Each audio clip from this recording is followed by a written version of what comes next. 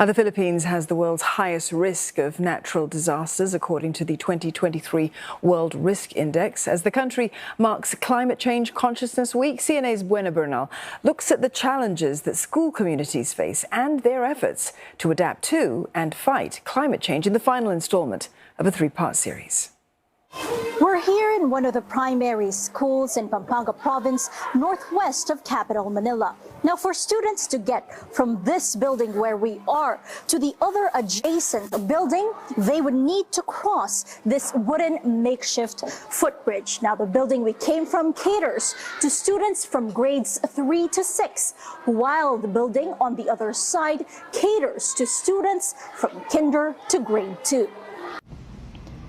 The grounds of San Gabriel Elementary School in Macabebe town are submerged all year round due to flooding, and that makes these wooden crossings necessary.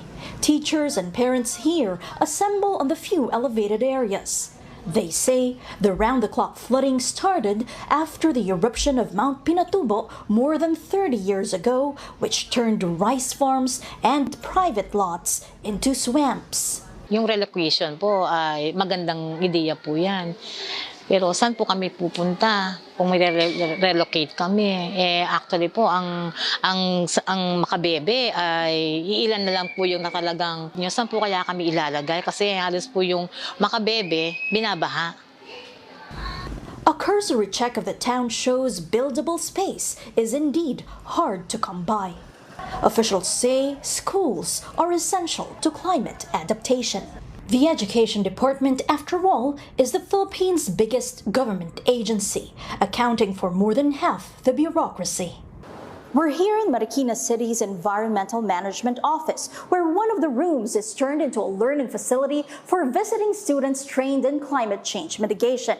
You see here learning materials that are gamified and age-appropriate. For example, COVID-19 related wastes such as used face masks and face shields are written on cardboard paper to be placed by learners in this trash bin labeled infectious.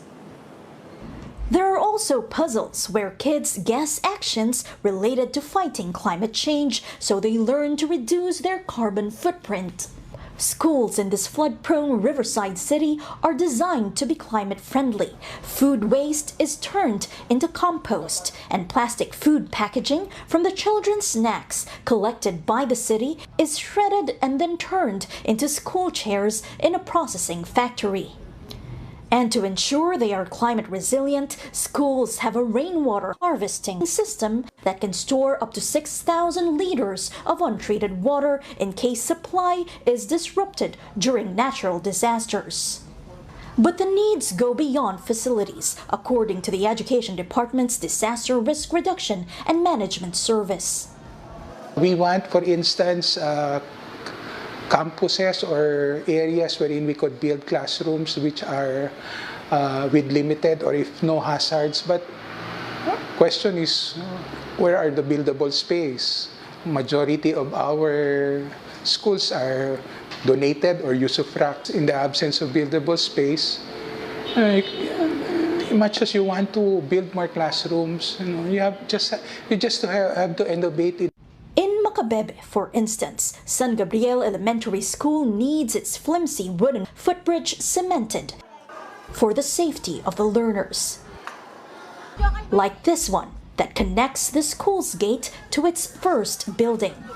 Advocates say a global loss and damage fund being negotiated internationally can help finance the needs of vulnerable communities like this. Buena Bernal, CNA, Macabebe, Philippines.